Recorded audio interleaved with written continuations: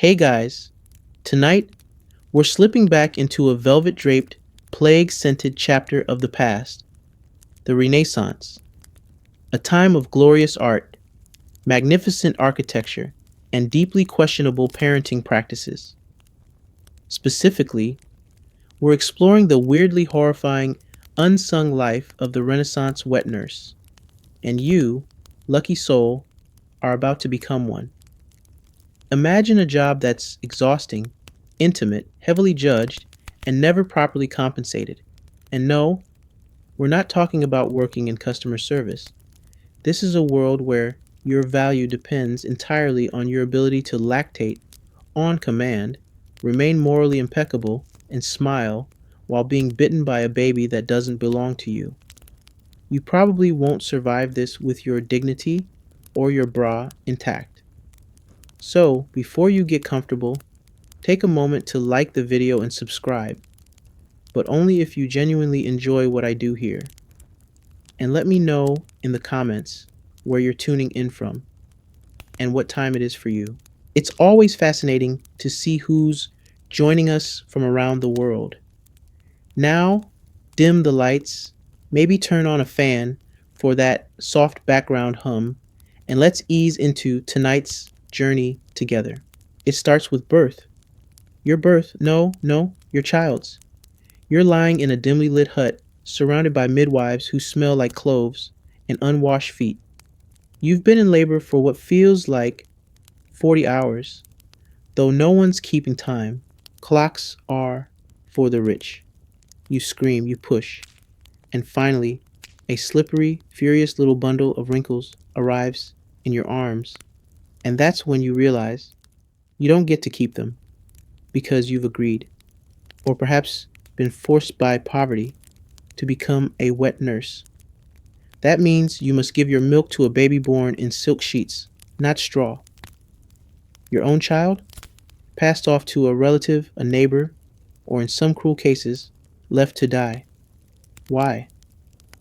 Because keeping your own child would be a distraction from the baby you're hired to nourish, and heaven forbid you develop competing maternal instincts. Historians still argue whether this practice was driven more by economic desperation or cultural superstition.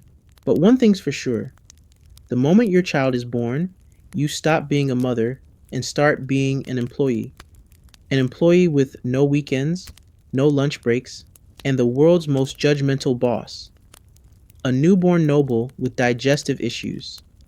The journey to becoming a wet nurse isn't as simple as showing up with a baby in a bosom. Oh no, first you must be evaluated, not by a doctor, but by a panel of elderly women, midwives, and occasionally priests who examine your breasts for size, shape, and flow. Yes, it's as awkward as it sounds. Think of it as a Renaissance job interview, only shirtless and highly invasive. Your health, temperament, and morals are scrutinized. Have you been ill lately? Do you attend Mass regularly? Have you spoken to any suspicious looking cats? Your answers determine whether you're hired or sent packing, because apparently, milk can carry not just nutrients, but also bad vibes. You're also tested by reputation. Gossip can end your career before it begins. A neighbor who doesn't like your stew might spread rumors that your milk turns babies cross eyed or that your husband is secretly a Protestant. And just like that, you're out of a job. But let's say you pass. Congratulations. You're now considered clean, respectable, and most importantly, productive. You're hired by a wealthy household, often aristocratic, sometimes royal. You pack your things. Not that you have much, a shawl, maybe a comb, and a few undergarments if you're lucky. The rest of you belongs to the baby now.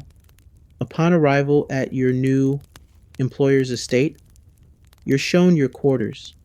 You imagined a modest chamber near the nursery. Instead, it's a drafty alcove by the kitchens, right between the scullery and the room where they hang salted fish. Cozy.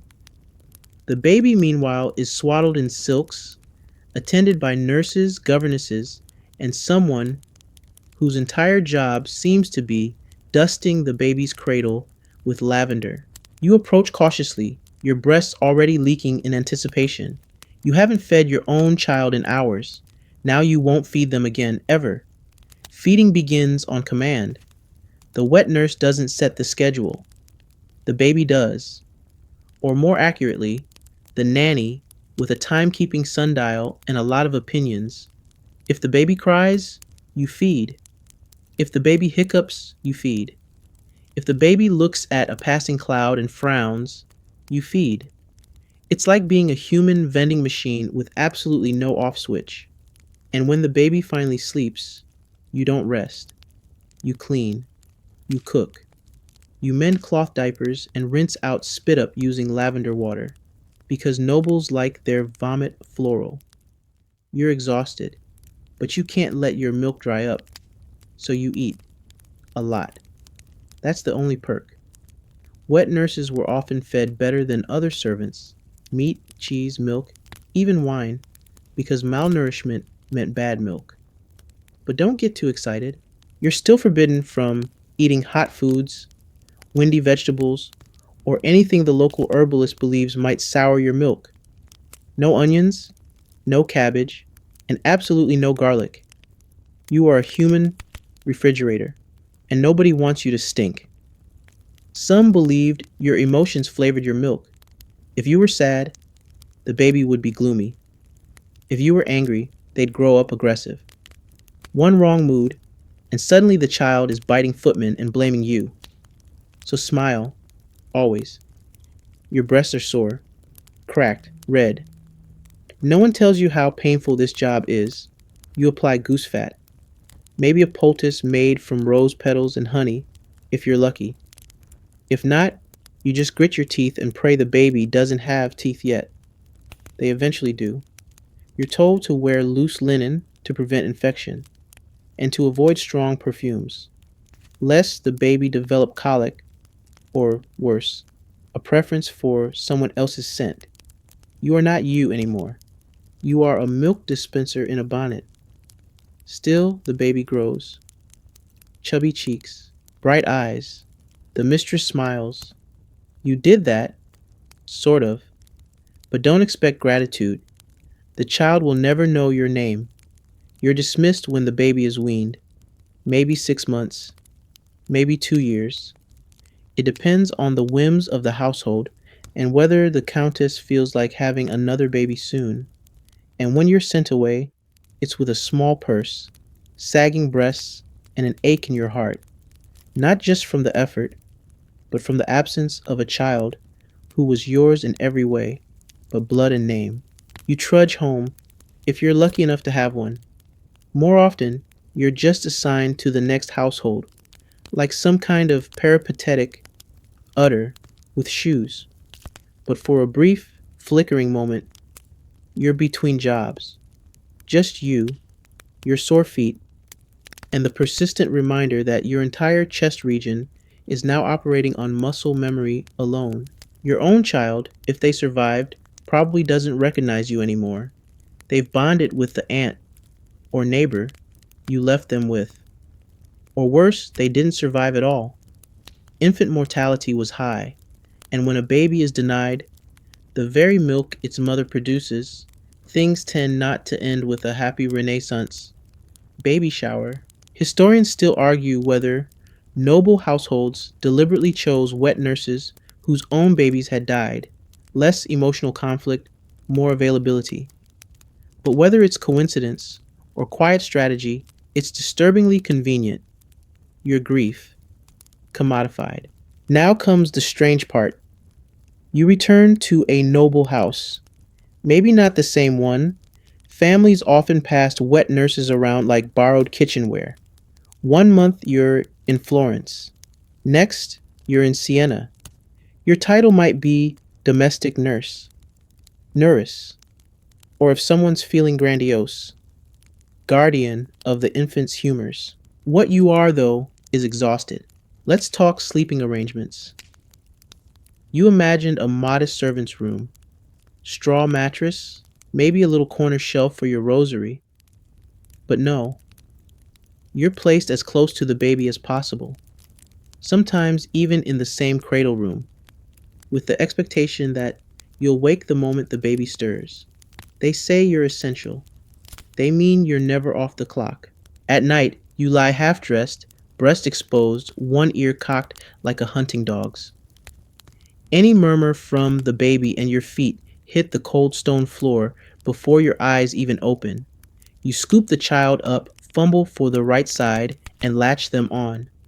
You no longer notice the pain. It's background music now, an aching cello of cracked skin and fatigue. You try to sleep again.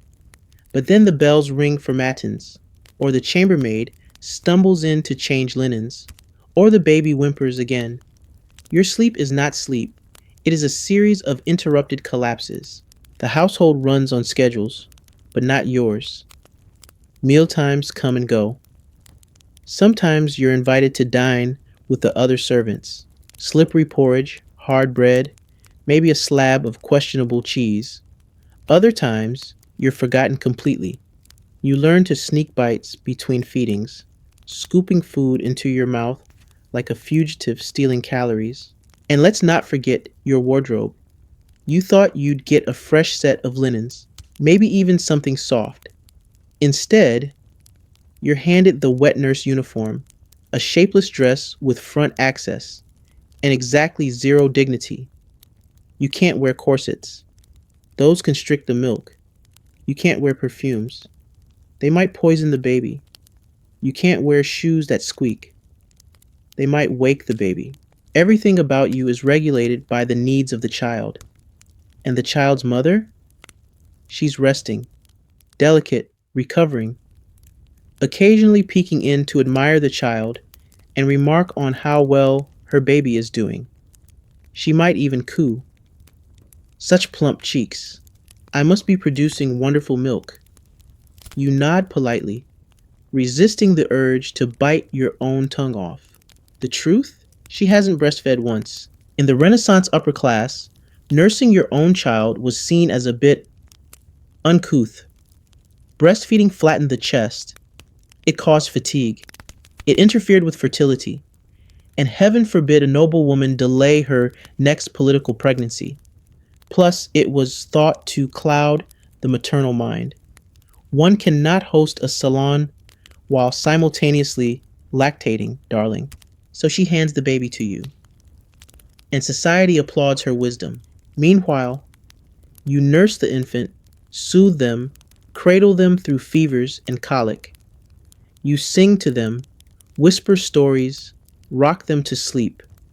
They learn your smell, your heartbeat, your voice. You are, functionally, the mother, just without the portrait. And then comes the real kicker, inspections.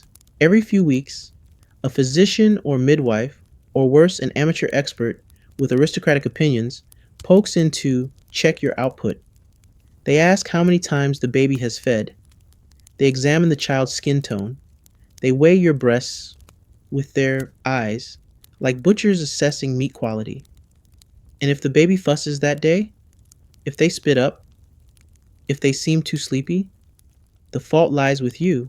You're told your milk might be melancholic, that your temperament has soured it, or that you've been eating the wrong herbs, or, most absurd of all, that your dreams are to blame.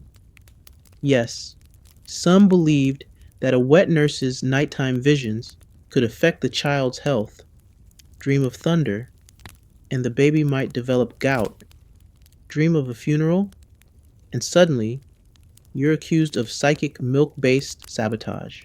And if things go really wrong, if the child falls seriously ill or dies, do you think anyone asks about sanitation, infection, genetics? No, they ask about you. What did you eat? What did you touch? Did you weep near the cradle? Were you perhaps envious of the child? Did you pray enough?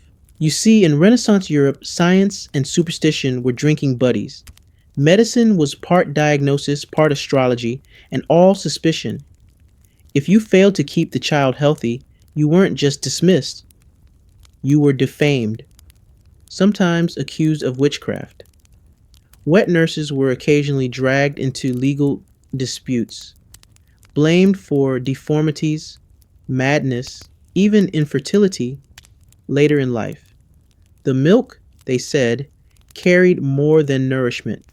It carried character. And if your character was questionable, even a whisper of impropriety, you were ruined. Gossip traveled faster than a plague cart. One bad review, and no noble family would ever hire you again. Your reputation was everything, so you learned to smile when insulted, to nod when contradicted, to bow when ignored, because your survival depends on being indispensable and invisible. You wake before dawn, not because anyone calls for you, though that's probably coming, but because your body has learned the rhythm of this life better than any bell or clock tower. Your breasts ache with fullness, already leaking through your linen shift. There's no alarm clock in the Renaissance, just the slow throb of pressure and the sound of a baby starting to fuss in the cradle across the room. You shuffle toward them, half asleep, barefoot on cold stone. Your joints protest like rusty hinges, but the baby doesn't care about your knees or your dignity. They want milk, and you are, once again, the milk. As you lower yourself into the creaky rocking chair beside the cradle, the familiar tedium sets in. You latch the baby on, left side this time, because the right is still raw from yesterday's marathon feed, and you stare at the opposite wall, where a fading tapestry of a unicorn hunt seems to mock you. Even the unicorn looks better rested. The nursemaid bustles in, chipper as a lute. She changes the linens, tuts at the baby's diaper rash, and reminds you that the mistress requests your presence in the drawing room when you're finished. You nod. Not that you have a choice. You never have a choice. When you arrive, the mistress is lounging on a cushioned chaise, her gown adorned with gold thread and passive aggression.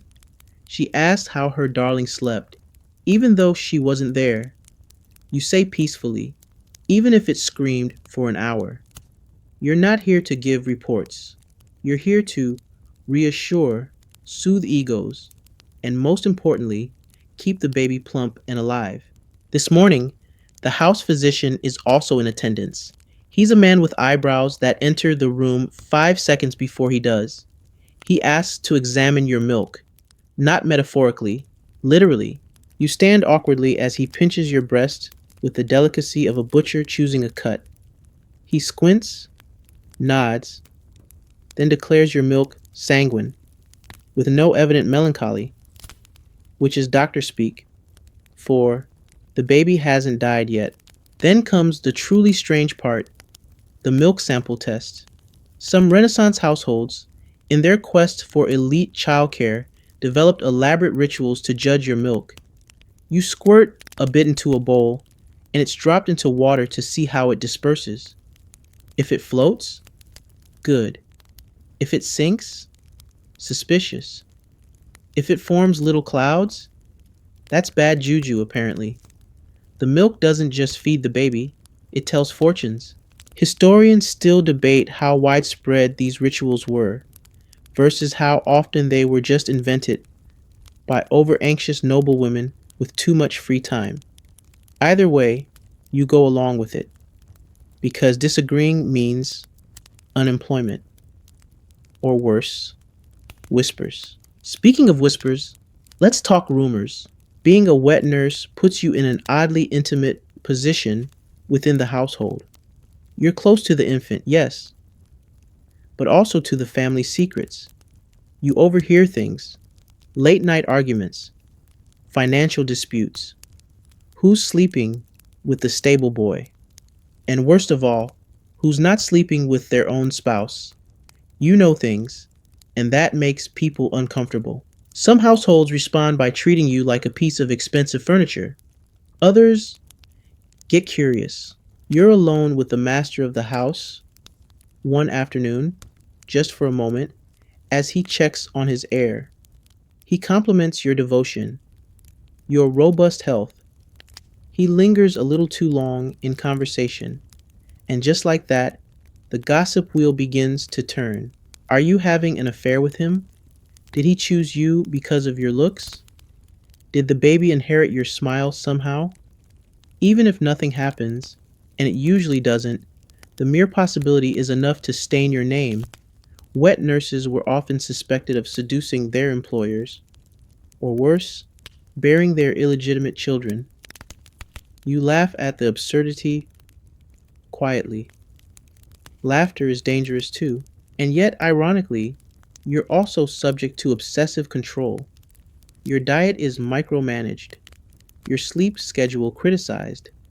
If you're caught walking outside in the moonlight, someone might suggest it sours the milk.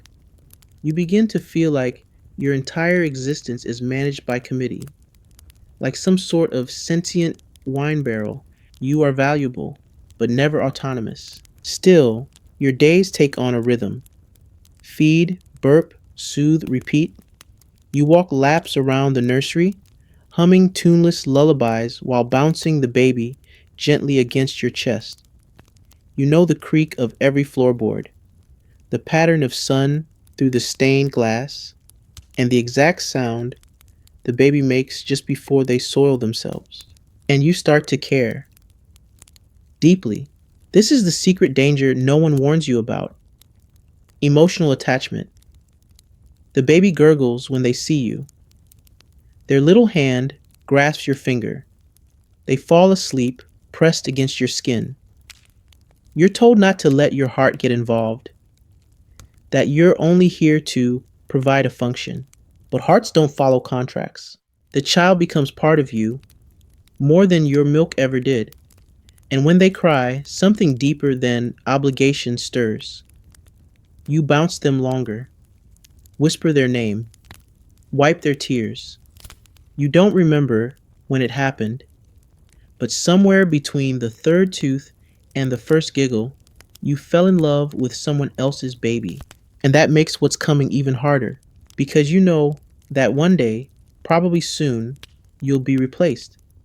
Not for doing anything wrong, but because the baby will be weaned. The noble woman may decide to start nursing herself, just for appearances. Or she'll bring in a governess, or a different nurse, or ship the child off to relatives for education. You won't be needed, and you will leave, and the baby won't remember you. At most, maybe they'll cry for a few days, refuse to eat for a while, but then they'll adjust. Children always do. You, on the other hand, will walk away with your body emptied and your heart full of memories that no one else wants to hear. You'll return to your village and they'll ask, "So how was the job?" And you'll say, "Fine," because there's no word in your language for the particular ache of being forgotten by the only person who ever needed you that much. The road back from nobility isn't paved with gratitude. It's rutted, muddy, and smells faintly of horse. You leave the estate with a few coins, a pair of worn shoes, and the lingering smell of rosewater diapers embedded in your skin. No farewell feast, no thank you letter, not even a wave from the baby you fed every 3 hours for the last 14 months. You're not walking home, you're limping, leaking, and suddenly irrelevant. Once you're dry, as they put it, your value plummets. Without milk, you're just a tired woman with sore joints and a breast that now deflates slightly more than the other. There's no retirement package for wet nurses. You don't get a final reference letter or a little baby footprint to remember your time. You get silence. Back in your village, if it's still yours, you may find your old home rented out, your belongings borrowed, and your name reduced to a cautionary tale. Some neighbors think you were off consorting with nobility. Others assume you abandoned your child for money. You can't win. You seek out your child, the one you left behind. And here, the hardest moment of all, they don't recognize you. Or worse, they do, but they're cold, confused, distant, because you weren't there when they needed you. Someone else rocked them to sleep. Someone else kissed their forehead when they had a fever. You were singing lullabies to a stranger's air. Some wet nurses never reunited with their children. Others tried to make up for lost time, but the ache lingered. Historians still debate whether the psychological toll was acknowledged back then. Mostly, it wasn't. Grief, in a working class woman, was considered indulgent. So you do what many do, you try to relactate. Yes, that's a thing. If you can produce milk again, you might get another contract. You eat soup, massage your chest, and pray. Some women rubbed fennel seeds on themselves, others chewed herbs, whispered Latin prayers, or chanted songs about cow fertility, hoping the universe couldn't tell the difference. Eventually, your breasts swell again. You leak. You ache. And that means you can earn. You apply for a new placement. The hiring process hasn't changed. Same awkward examinations. Same judgmental women asking if you've sinned lately. You lie about your age. Say you're 24, not 31. They nod but don't believe you. It's fine. They don't care if you're honest, only if your milk is good and your record is clean. You're assigned to another household. This one has a reputation. Too many babies, too few surviving nurses, a noble family with more ambition than warmth. You take the job. What else can you do? This time, you're not housed near the kitchens. You're sent to a damp outbuilding affectionately called the nurses' quarters. It's essentially a wooden shed with a window the size of your palm. No matter. You're here to work, not enjoy the view. The baby is a screamer, possibly colicky, possibly cursed. No one knows, and no one dares to say it aloud. They simply look at you, waiting for your milk to fix everything, as if you're a liquid exorcist. Your nipples are already chapped. One has a small crack you've named the canyon. You try cabbage leaves, warm cloths, and sheer willpower. You consider naming the other nipple Hope, because at this point, that's all it offers. The staff treats you differently now. You're older, less mystique, more mileage. They don't bother pretending you're part of the household. You eat alone, sleep alone, and nurse in the shadows, while the noblewoman poses for portraits in the next room, draped in silk and sipping wine made from grapes crushed by people you'll never meet. And the baby? This one doesn't settle easily. They squirm, bite, scream, and you begin to wonder, what if it's the milk? What if this time you're not good enough? You remember hearing once that a noble baby in Verona developed a limp, and the family blamed the wet nurse's milk for warping the legs. Another rumor involved a child who stuttered, supposedly from a nurse who once screamed during childbirth. The theory? Trauma passed through the breast. You shake the thought, but at night, as the baby shrieks, and your body sags, and your hope flickers, you wonder. It gets worse. The physician visits again. He doesn't speak to you, only about you. She's older, he mutters, past her prime. Perhaps the milk is too thin. The mistress frowns. She's not angry, just disappointed, which is worse. Dismissal is imminent. You try everything. Eat more, sleep less. Carry the baby constantly. Rock them, sing to them, press your cheek to their forehead, and plead silently for them to eat and stop crying. But infants don't follow logic, and nobility doesn't wait for improvement. They want results, and they want them now. Then comes the ultimate insult. You are assigned a shadow, a younger wet nurse brought in to supplement feedings. Translation: you're being phased out. slowly, delicately, like a painting being replaced by a more fashionable frame. The new girl is blonde, tall, plump in the way people think means healthy. She speaks softly and smells like lavender and hope. The baby takes to her quickly. Of course it does. You're officially told your services are no longer needed, but they do let you stay a few more days for appearances.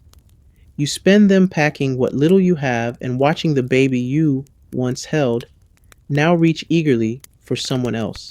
You don't cry. You haven't cried in years. Not because you're strong, because if you start, you might never stop. As you leave, a servant offers a token, a small brooch, probably worth a few pennies, meant to symbolize thanks. You accept it, not because you want to, but because pride won't buy bread.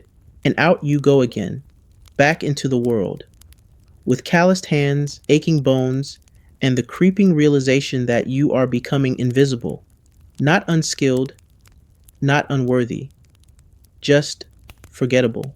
The brooch they gave you is now tucked inside a cloth pouch with a piece of old soap, a bit of dried lavender, and a note from a previous mistress that reads, in beautiful looping script, with gratitude for your loyal service.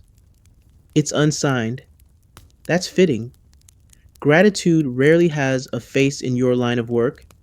You've developed a rhythm to this now, nursing, parting, wandering, repeating, like a strange maternal pilgrimage where you give everything and take nothing. You're not just a woman anymore. You're an institution, an anonymous chapter in someone else's legacy.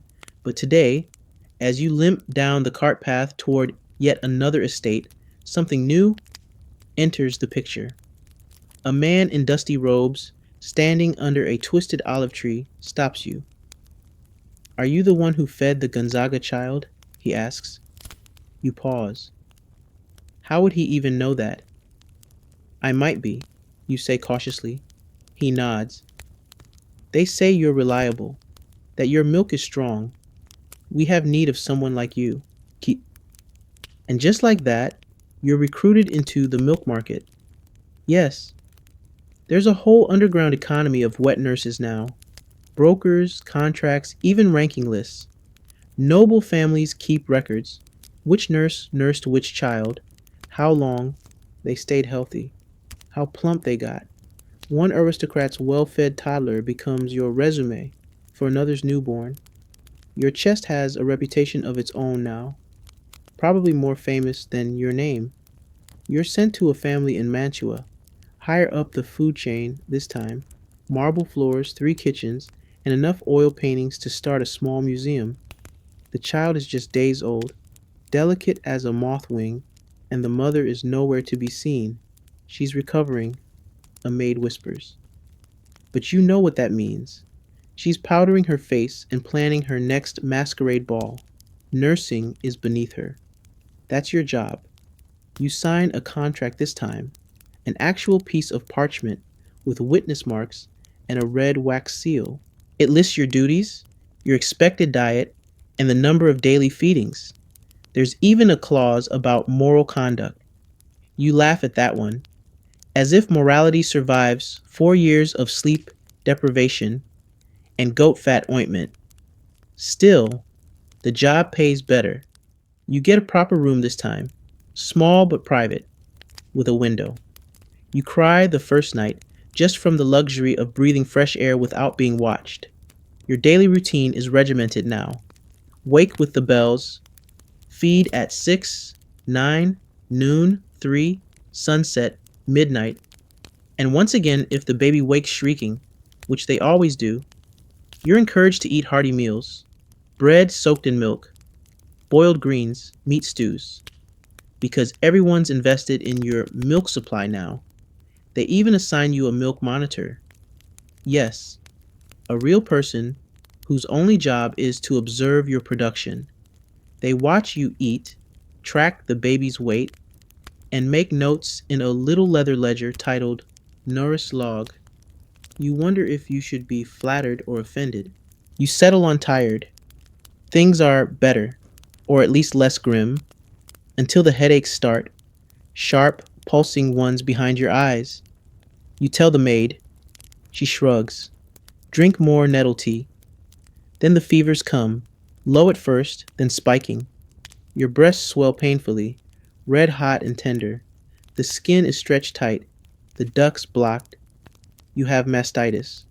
In modern times, you'd get antibiotics. Back then, you get onions and prayer. A midwife arrives with a sack of stinking herbs and a book of saints. She rubs your skin with warm lard and presses raw cabbage leaves across your chest. It draws out the bad humors, she says, as if your chest is holding a Renaissance political debate. You writhe with pain. Feeding the baby becomes a new kind of torture. The latch burns. The letdown aches. But stopping? Not an option. Stagnant milk is dangerous, they say. You must keep going. So you bite your lip and continue, tears sliding down your cheeks as the child suckles obliviously. And here's the twisted part. If the baby falls ill during this time, you get blamed. The nurse is unwell, the physician might murmur. Her milk is tainted. Never mind that you're the one crawling across the nursery at midnight with fire in your bones. No one asks how you are. You begin to hide your symptoms. Smile when your chest throbs. Lie when asked if you're sleeping well. You learn to disguise suffering as strength, a valuable currency in a world where your only worth is tied to your ability to pretend nothing hurts. One morning, you overhear the wet nurse broker chatting with the steward in the hallway. She's on her way out, he says casually, like talking about a loaf of bread going stale. Too many complaints. Might be time to find a replacement. You don't cry this time. You just nod to yourself and start packing. Again. Before you go, the baby clutches your finger one last time. A tight grip, half instinct, half love. You press your lips to their forehead. They're warm and healthy and oblivious. And you, once again, leave no trace. As you walk away, the pain in your chest is matched only by the growing weight in your heart. You were everything to that child for months. Their warmth, their comfort, their entire nourishment. But history won't write that down. It'll remember the child's lineage, maybe the mother's beauty, perhaps even the family's good fortune, but not you. Wet nurses don't get chapters. They get footnotes, if they're lucky. You begin to understand why some wet nurses never stop nursing. Not because they love it, not because they can't imagine life without the blessed aroma of regurgitated barley, but because stopping, really stopping, means confronting the gaping emptiness that follows. The stillness, the silence, the not being needed. So you take another job, then another.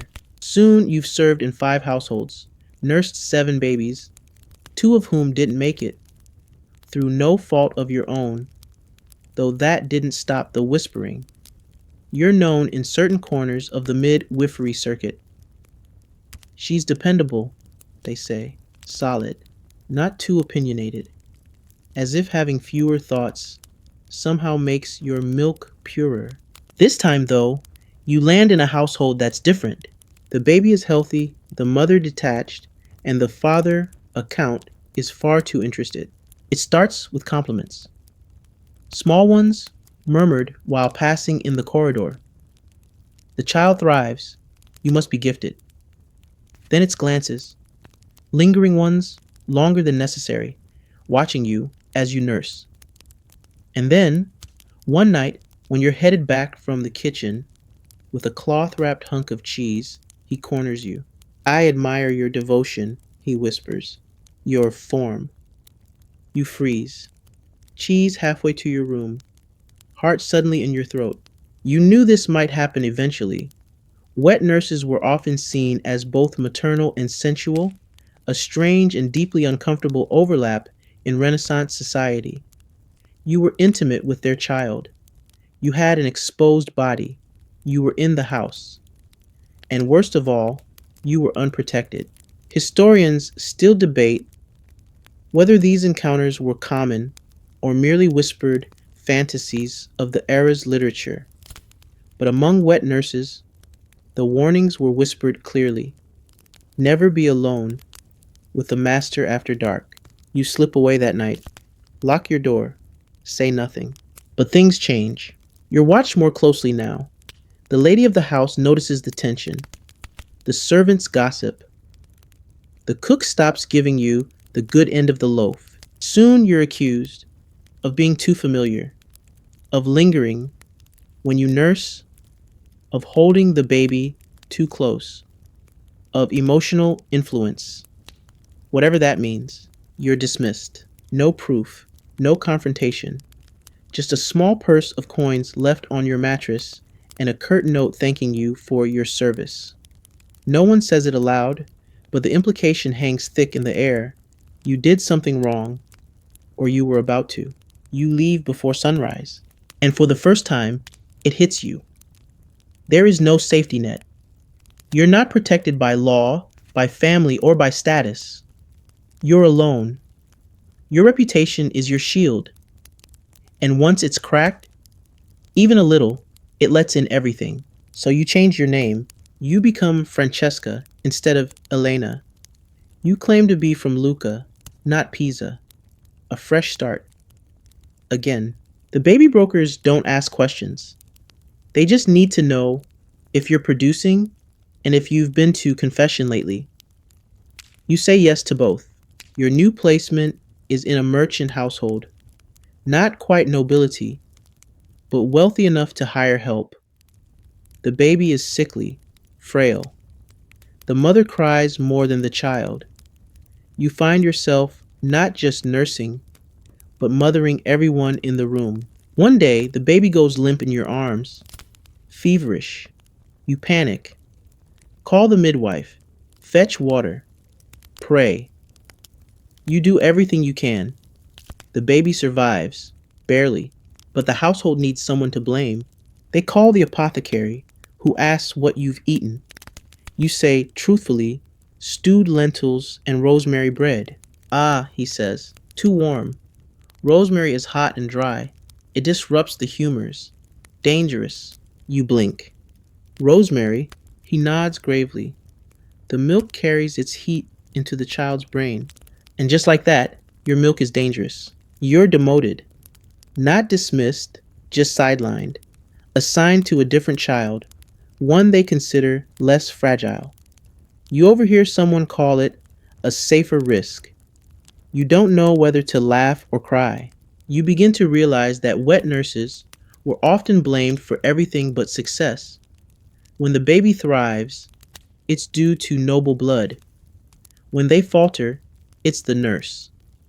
Your breasts are praised and punished in equal measure. Celebrated one week, condemned the next. To cope, you develop habits, small ones. You carry a sprig of thyme in your apron pocket. Not for health, though people say it wards off plague, but because it smells like your childhood, and that keeps your mind grounded. You sew tiny X's into the hems of your shifts. A superstition. One for every child you've nursed. You're up to 12 now. 12 babies. 12 families. And only 2 letters ever sent afterward. One was a thank you. The other was a request to send back the blanket you accidentally kept. You also keep a book, hidden deep in your belongings, wrapped in cloth. It's filled with names, dates, milestones. Giacomo laughed for the first time. Alessandra said "ma" while chewing. These are your children, though none will remember. Sometimes, in the quiet, you whisper their names like prayers. It's not just about memory, it's about proof. Proof that you existed, that you mattered, because otherwise you're a ghost. A soft-bodied phantom passing through other people's homes, nurturing their legacies, and leaving no trace of your own. You are sitting on a stone bench, just outside a vineyard, waiting to be called inside. Another interview, another child, another assessment of your breasts, your morals, and your ability to behave like a warm, obedient milk dispenser with a pulse. This one is formal. A broker sent word ahead, said the family is particular. You've learned that particular usually means judgmental and superstitious. Still, work is work. The matron arrives first, broad, stern, with a mole on her chin like punctuation. She doesn't say hello, just gestures for you to follow. Inside, you're led into a drawing room. Two women sit at a polished table, one scribbling furiously on parchment, the other examining you like you're a melon at the market. You resist the urge to adjust your posture.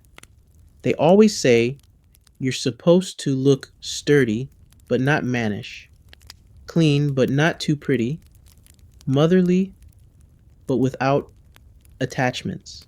You've rehearsed this 100 times. You answer their questions with quiet certainty. Yes, you are currently producing. Yes, your last child thrived. No, you've never been accused of harboring melancholy humors. Yes, you avoid cabbage and red wine, unless instructed otherwise. Then comes the request, the milk test. You're handed a small pewter bowl, asked to express a bit of milk into it. You do, without flinching. It's part of the process now, like measuring wheat or weighing fish. They swirl it, sniff it, even drop in a tiny scrap of linen to see if it floats. If it soaks too quickly, supposedly it's too thin. Historians still argue about how scientific any of this was. Some of it probably had some basis. Most of it sounds like someone stared at milk for too long and decided it had a personality. They nod. You pass. Sort of. One of them leans forward. You're red-haired, she says. Unusual for a nurse. You brace. There's a belief, she continues, that redheads pass on a fiery temperament, that the child may become willful. You've heard this before. Redheads are too passionate, brunettes too moody, blondes ideal, unless they freckle, and then all bets are off. You smile politely. I can wear a bonnet, you say. The woman nods. And no rosemary, no honey, no garlic. You agree. Of course you agree. You would agree to eating raw thistle if it meant feeding yourself this winter. And just like that, you're hired. Your new post is in a villa overlooking the coast. White walls, marble floors, and ocean air that somehow manages to be both refreshing and judgmental. You're shown to your quarters, clean, bright, with an actual bed that doesn't creak like a dying goat every time you sit down. It almost feels like dignity. The baby is small, alert, constantly wriggling. You fall into rhythm again. Latch, burp, soothe, repeat. The mother visits once a day, in a gown that costs more than everything you own combined. She coos over the child, then leaves. You stay. What's different here is the staff. They talk. They joke. They treat you like a human being. A rare, almost disorienting thing. The cook slips you bits of cheese when she can. The stable boy brings wildflowers. The maid whispers, "You're doing well, you know," when you look especially tired. It's almost warm. But warmth is dangerous, because just when you begin to feel like you belong, you start having dreams. Not just the usual ones, where babies cry and breasts leak, and someone shouting about humors. These are memory dreams. You see the first baby you ever fed, the one with the dimpled chin and velvet bonnet. You see your own child, blurry but unmistakable. You wake with a sob in your throat and the scent of lavender on your hands. You can't remember their birthdays anymore. You try not to panic, but something inside you, something soft and deeply maternal, has started to crack. You are forgetting.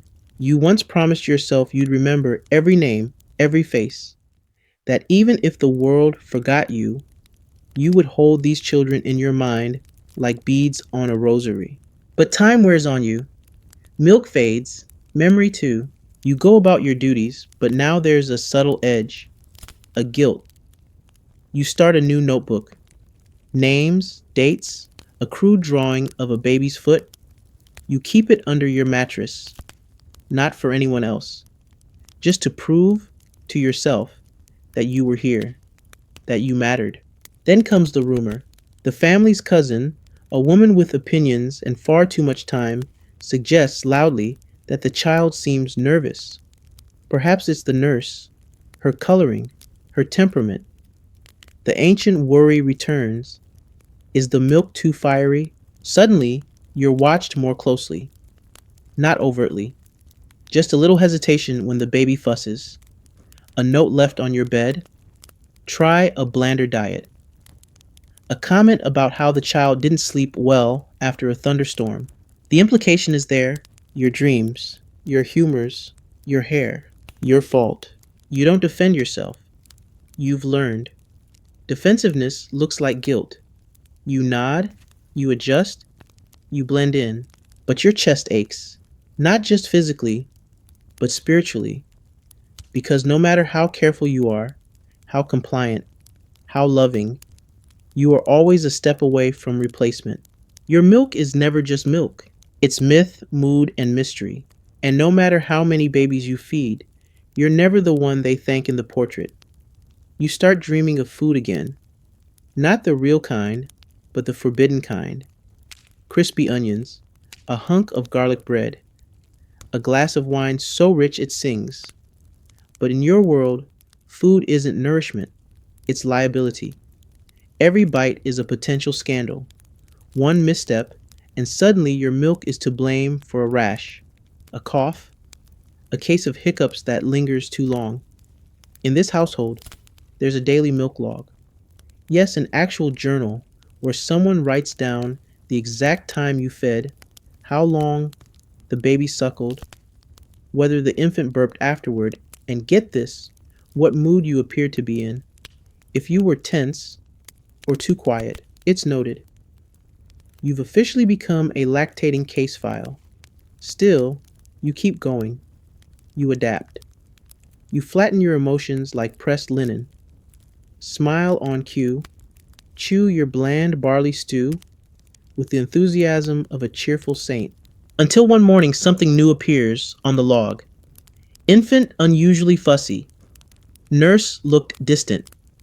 You're stunned. You'd been tired, yes. Maybe stared at the wall too long while feeding.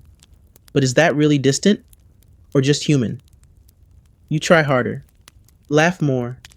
Hum softly while nursing. Pretend you've never once cried into your lap when no one was looking. But the entries continue. Nurse too pale. Infant possibly developing gas. Observe nurse's meals. Consider rotating to secondary nurse if symptoms persist. You didn't know you had symptoms, but apparently being visibly tired is one of them. You begin to understand your job isn't just feeding, it's performing maternal perfection, without flaw, without pause, without rest. Meanwhile, the baby is growing well, chubby, alert, laughing even. You should feel proud, but instead, all you feel is dread, because you know what's coming. Replacement. You overhear it late one evening.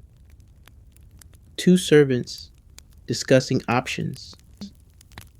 There's a girl in another village, they say, younger, better temperament. No history of melancholy, whatever that means. You're being gently phased out, like last season's fashion, not because the baby isn't thriving, but because you had a moment, a single moment of being visibly exhausted. There's a knock on your door. It's the steward. You'll be released from service at the end of the week, he says, tone clipped, but not unkind. You'll be compensated generously. You nod. You've been here before. You pack quietly that night. Your belongings have gotten smaller over the years. A brush, a tin cup, a soft scrap of linen with a child's first tooth tucked inside, one that fell out during feeding and startled both of you. The morning you leave, the baby reaches for you. It's instinct, not memory. But it cuts the same.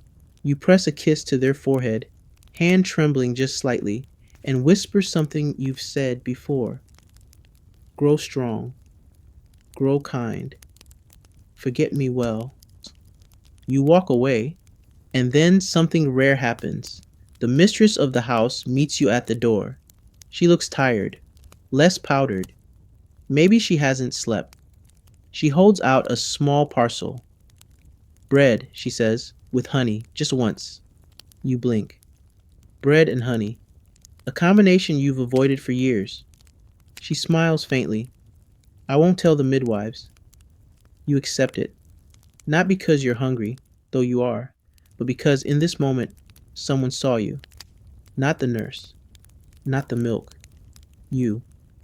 Later, sitting under a tree just off the property, you unwrap the parcel. The bread is soft, the honey golden. You bite into it slowly, deliberately, as if reclaiming a part of yourself that's been kept in a cupboard all these years. And for a moment, you're not a wet nurse. You're just a woman, eating in peace. That night, you stay in a small inn, sharing a cot with another traveler. She's a former laundress, now married to a shoemaker. She asks your name. You pause, then give her your real one, the one you haven't used in years. Elena. It feels strange on your tongue, like returning to a childhood home and finding the shutters a different color. You ask her about her life. She talks about soap, about blisters, about how laundry in the winter makes your knuckles crack like dry wood. Then she says something that lingers. At least when I'm done with a shirt, it doesn't forget me. You smile, but it hurts, because shirts don't coo. Don't cry. Don't reach for you, and then forget you ever existed. You lie awake a long time that night, listening to the creak of the roof beams, wondering how many babies you've held, and how many faces you've already begun to forget. You decide to write it all down. The names, the years, the moments, even the ridiculous things. The cabbage poultices, the floating milk tests, the ban on onions and dreams. You borrow a quill from the innkeeper, buy a sheaf of parchment, and start with, I was a wet nurse. These are my children. You don't know if anyone will read it, but someone should. The parchment soaks ink like your old shifts soaked milk, relentlessly, and with no regard for how much effort it took to fill them. You write by candlelight, hunched over the table in a rented room that smells of tallow and last night's stew. Your fingers cramp, but you don't stop. There's something cathartic in the scratch of the quill, something healing in seeing the names laid out, one by one, like small gravestones of memory. Luca, who hiccuped every night after feeding, Beatrice, who loved pulling your hair, little Marco, who wouldn't latch unless you hummed the same terrible tavern song every time. You laugh a little at that one, quietly, carefully. The list grows. Your script is uneven, but your purpose isn't. No one asked for your story, but you write it anyway. Because the Renaissance adored babies, praised noble heirs, commissioned frescoes of Madonna and Child, but rarely spared a thought for the anonymous women who made it all possible. You, the wet nurses, are the invisible scaffolding of other people's legacies. And you're tired of being invisible. By the end of the week, you have a full dozen pages. You tuck them inside a cloth pouch, place it under your underskirt, and head out to the next job. Yes, there's another one. Of course there is. This time it's different though. The household is modest, merchant class. No silk robes, no perfume nannies, Just a harried mother with cracked lips, a tired husband with ink stained hands, and a baby who was smaller than a loaf of bread. They welcome you not like a servant, but like a lifeline. You nurse the child quietly. No one hovers. No one sniffs your milk. No one asks what dreams you had last night or what color your stool was yesterday. You just feed the baby. And for the first time in a long while, you feel useful without feeling used. Days pass gently. The child gains weight. The mother rests. The father brings you warm water and bread every morning. No logbooks, no herbal bands. Just people trying. You almost relax until the neighbor stops by. She's full of advice and unsolicited observations. That nurse of yours looks a bit stern, she says. Don't you worry? Her milk might carry temper. You freeze, but the mother laughs. Her milk carries strength. That's what this child needs. And just like that, you're defended. In public. By someone who could have turned on you. It stuns you more than it should. You keep working. You knit when the baby sleeps. Mend your stockings. Jot little notes into your growing scroll of remembered children. You begin labeling them not by family, but by emotion. Hope child, bitterness child, laughing child, forgotten child. The merchant's baby is your quiet child. You've never had one of those, but nothing lasts. A letter arrives. The merchant's cousin has sent them a new nurse, younger. Her own child recently died, and she's in good supply. They're apologetic. The mother weeps. We didn't ask for her, she insists, but they insisted. You nod. You understand. You always understand. You pack. You leave a note for the child, though they'll never read it. You didn't cry at night. I like that. Be good to your mother. You're walking more slowly now. Joints stiff, ankles unpredictable. Years of nursing have weathered your body like sea air on stone.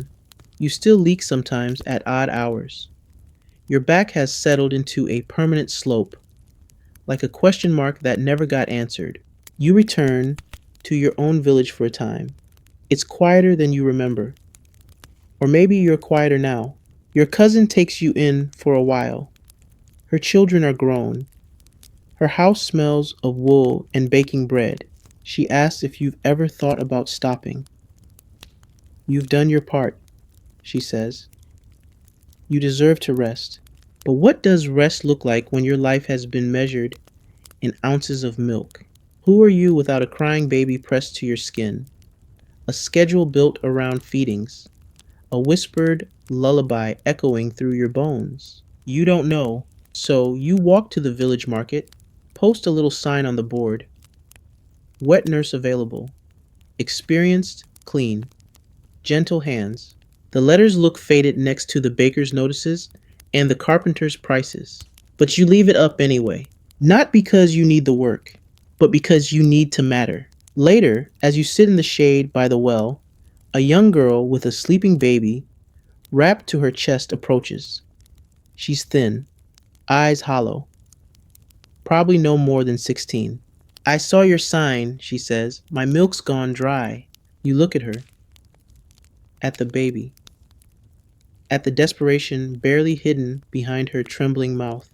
You nod once. You walk with her to her hut. Feed the child. Show her how to hold them. Offer her a few of your stored herbs. Not the forbidden ones, just the helpful ones. You don't charge. That night, you add a new name to your parchment. Not a noble's child. Not a merchant's heir. Just Leon. Quiet breath, cold hands, laughed in sleep. And for the first time in ages, you sleep without aching. You've entered a new phase of wet nursing now. Less the bright-eyed novice with ideal posture, more the seasoned veteran with suspicious knees and a 1,000-yard stare. People start to call you Madrina, godmother. Not because you're formally one, but because you've nursed half the valley's children and outlived most of the other options. You're no longer employed by noble estates, but by neighbors, friends of friends, widows with infants and no income. You work in drafty kitchens and thatched cottages now, not marble villas, no more linen gowns, just aprons with mysteries, stains, and warm hands. And yet, you feel freer than ever. No physicians weighing your milk like it's alchemy. No shadow nurses waiting in the wings. No aristocrats blaming you for their baby's dreams. Just the work, the raw, repetitive, necessary work. Still, class never fully disappears. One morning, you're summoned urgently by a local landowner's daughter. Her baby was born early, too weak to nurse. Her servants whisper about you. She's the one who worked for nobles. Her milk is good, expensive maybe, but strong. You arrive and the house is too quiet. The baby lies still, too still, in a wicker cradle. You press your hand to its back, feel the thinnest flutter of breath. You feed it. Your body, even now, even older and slower and aching, responds. The letdown hurts, but you don't flinch. You sing under your breath, an old song from years ago, something about fishing, nets, and red apples. Nonsense, really. But the rhythm is right, and the baby lives not because of magic, because of you. The family is grateful, for a time. But when the child's older, they send you away, again, before anyone becomes too attached. You return home, again. By now, your village knows you, respects you, sort of. The elders nod when you pass, mothers whisper your name with reverence. But there's always the edge, the faint lingering suspicion that you've lived too long in other people's homes, touched too many babies, been too close to grief. Some call you unlucky, others call you irreplaceable. Neither is quite right. What's strange is this: your own body is the only consistent thing left, still producing, still aching, still ready. You've been told it's unusual to lactate for this long. Some suggest it's supernatural.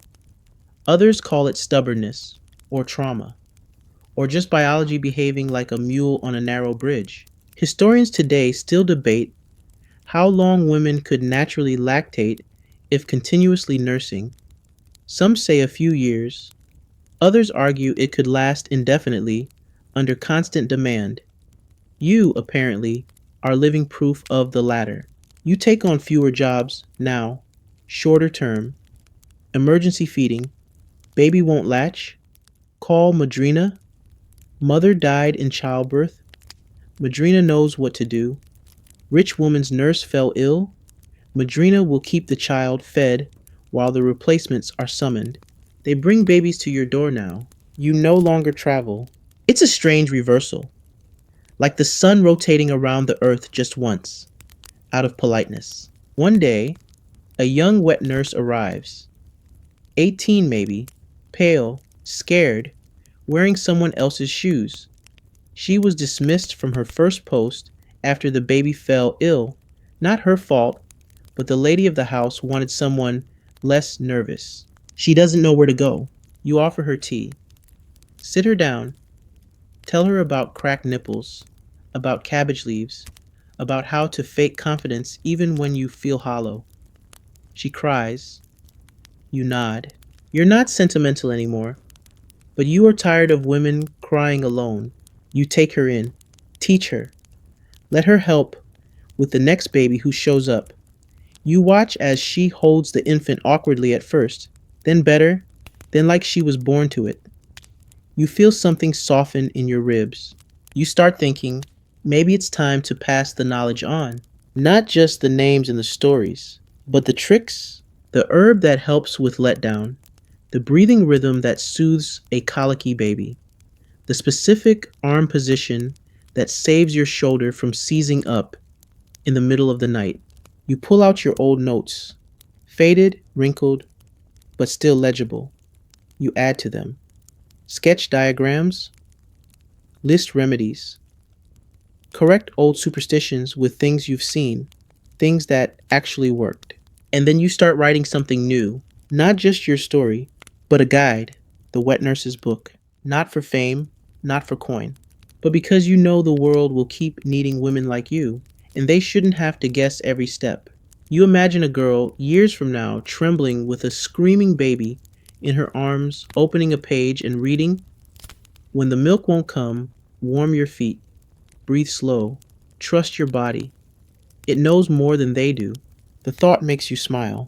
One evening, the young nurse, her name is Clara, you've learned, asks, "Do you ever regret it?" You blink. Regret? The missed years, the forgotten children, the fact that your name is written nowhere except your own notebooks. You sip your tea. Think of the babies you fed, the lives that lived because you didn't sleep, didn't eat, didn't stop.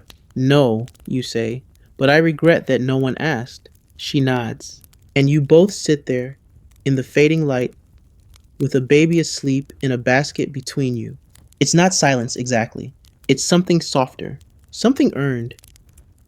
You're older now, not old by candle count standards, but your knees think they're 80, and your lower back occasionally stages small rebellions around dusk. You no longer need to announce your experience. Your gait, your gaze, and your groan when sitting down say it all. Still, you nurse. Not always infants now, sometimes mothers. You help them through feverish nights. You rub their swollen breasts when their milk won't come. You teach them how to swaddle and how to breathe. You repeat the same soothing phrases with the calm of someone who has outlived every superstition and still somehow believes in kindness. Then one morning, you're summoned to a house you haven't entered in 20 years. You blink at the name, the Cicchinis. You nursed their second born, the boy who liked to bite. You remember him well.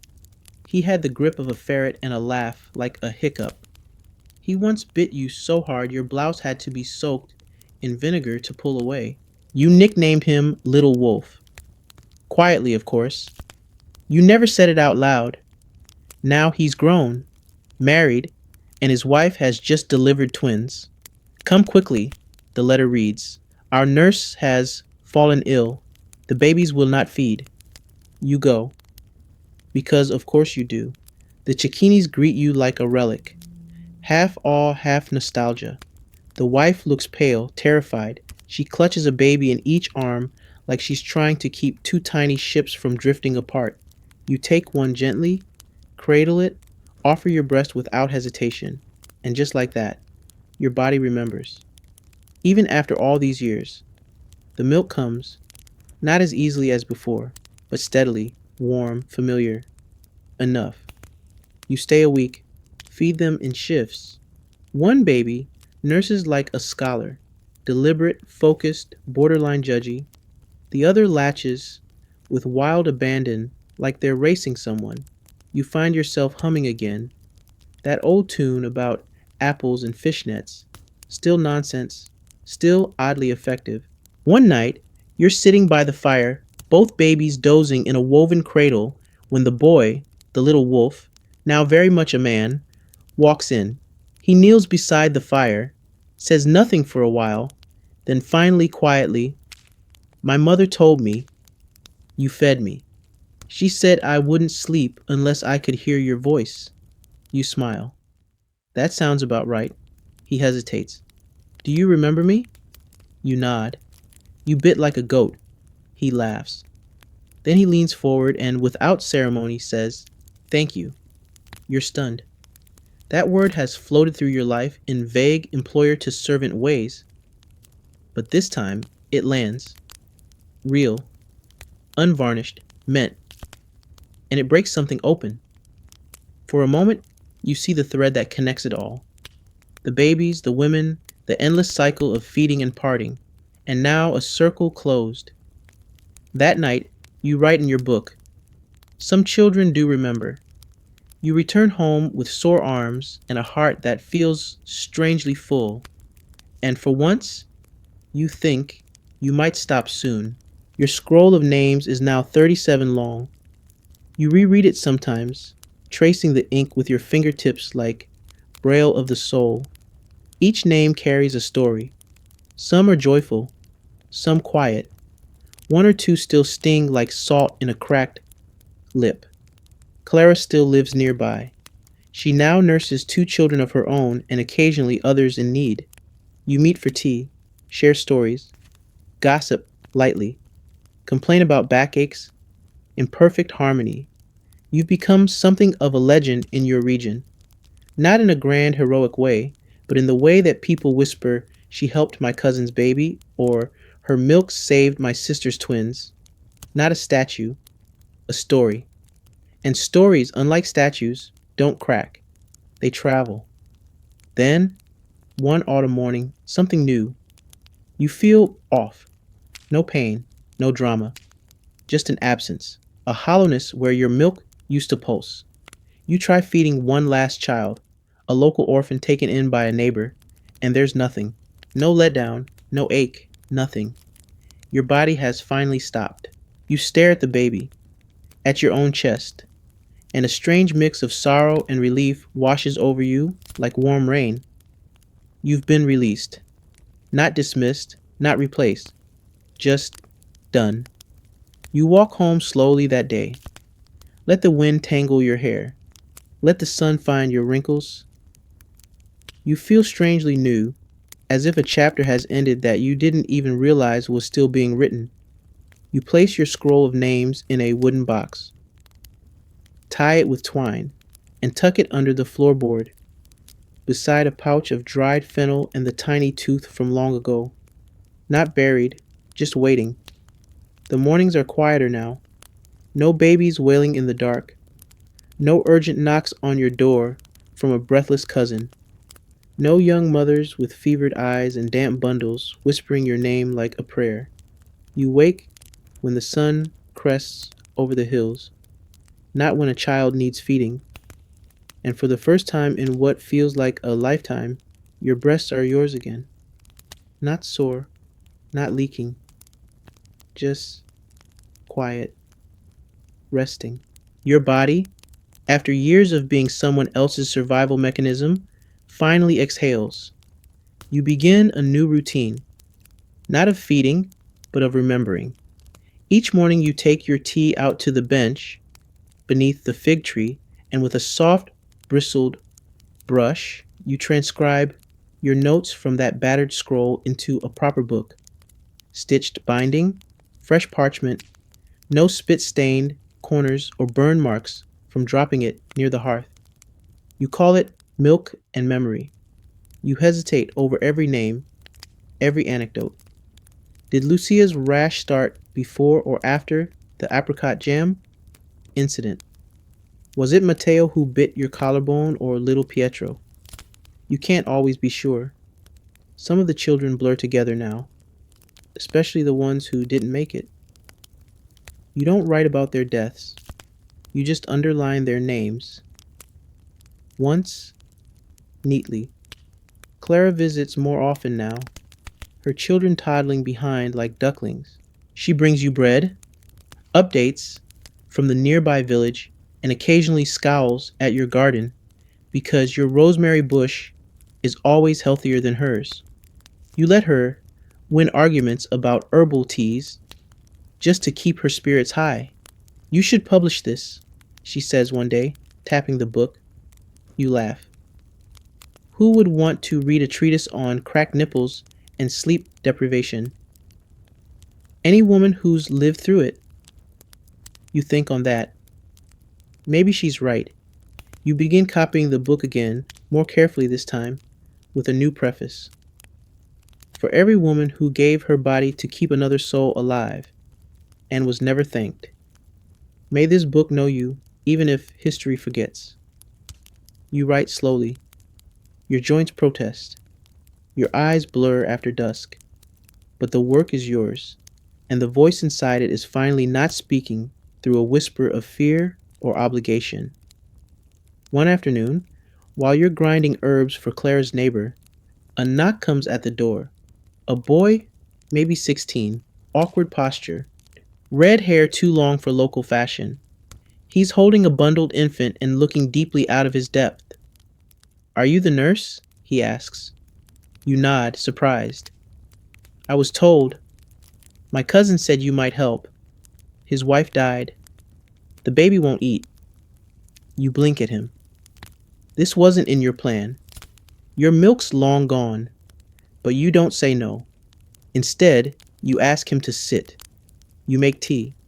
You wrap the infant in one of your old wool shawls, and you hold them, not to feed, not to fix, just to be with them. You show the boy how to hold them tighter, how to breathe in rhythm with their hiccups, how to warm milk over a flame without scalding it. He watches you like your alchemy in motion. Later, you send them home with fennel tea swaddles, a copy of Milk in Memory, with the pages still smelling of ink and rosemary. And when they leave, something shifts. You realize you haven't disappeared. You've just changed form. You're no longer the milk. You're the memory, the manual, the mentor. And in this way, you might never truly vanish. The word spreads. Other girls visit, some new mothers, a few scared grandmothers trying to help their daughters. They come for advice, for stories, sometimes just to cry. You build a small shelf near the hearth and call it your library. 2 copies of your book, a stack of blank parchment, a lump of wax and string. You encourage each visitor to add 1 line before they go. A story, a warning, a superstition that turned out to be true or false or both. Soon the shelf overflows. 1 line reads, "Don't eat 3 eggs before noon unless you want a night of squealing." Another says, "Babies are not clocks. Don't treat them like one." And one, scrawled in uneven script, "My baby lived because someone helped me, and I will never forget." You cry when you read that one, softly, without shame. You always thought your life would end as it began, in anonymity. But now, even if no monument is built, your words will survive. In soot-scented kitchens, in whispered advice, in borrowed books that carry a smudge of ash and a scrawl of hope. And that's enough. The first frost comes early that year. The fields silver over like a secret, and the fig tree in your yard finally drops its last stubborn leaves. You bundle up more now. Clara scolds you when you forget your shawl. Her youngest teething child drools on your hem with the devotion of a tiny toothy puppy. Your hands ache, a lot. The joints swell on cold mornings. But you keep writing anyway. The pages of your little library multiply. Some penned by you, others by women you'll never meet again. Their stories scrawled with hopeful urgency and ink stains. Then one day, a knock at your door. You open it to find a man standing awkwardly, holding a thin satchel and a ridiculous hat that has clearly never suited his face. He introduces himself as a scholar from Siena, specializes in maternal practices of early modern Europe. You try not to laugh. "I've heard of your book," he says. May I read it?" You hesitate. People have asked before, often curious, occasionally condescending. You've learned to be cautious with scholars. They love facts, but rarely know what to do with truth. Still, something about him feels different. You hand him a copy of Milk and Memory. His hands shake slightly as he receives it. He sits in your garden, reading for hours. At one point, you catch him wiping his eyes, whether from emotion or the smoke drifting from your neighbor's chimney. You can't be sure, but you choose to believe the best. He returns the book gently. "This should be published. Everywhere." You raise an eyebrow. "What for? Your universities don't exactly build statues for wet nurses." He shrugs. "They should." You serve him tea. He stays longer than expected. Asks thoughtful questions. "Did you ever wish you'd raised your own children instead?" Was there ever a child you loved more than the rest? You answer as best you can, carefully. Wishing doesn't undo survival, you tell him. I fed the children who needed me. That was love enough. He nods. Before leaving, he presses something into your hand. A printed pamphlet. Your words. Your exact words, copied, typeset, and circulated. Nothing fancy. Just a chapter on feeding during fever, and the little passage about soothing crying with the warmth of your own chest. It's already been shared in 3 villages. You feel something bloom in your ribs. Not pride, not fame, recognition. You think back to your first dismissal, when they told you your milk was clouded with fatigue. When you were replaced, forgotten, rewritten in the margins. Now your words are in print. Small, yes, but real. Solid. You smile and offer him a second biscuit. Winter deepens. You write less now, not because you don't have more to say, but because silence has become a friend, the kind that sits beside you in shared memory, not needing to be filled. You walk through the village less, but children still appear on your doorstep. Not babies, readers. Curious, wide-eyed, and occasionally too shy to say much at all. One brings you a bundle of lavender, wrapped in a page torn from your own book.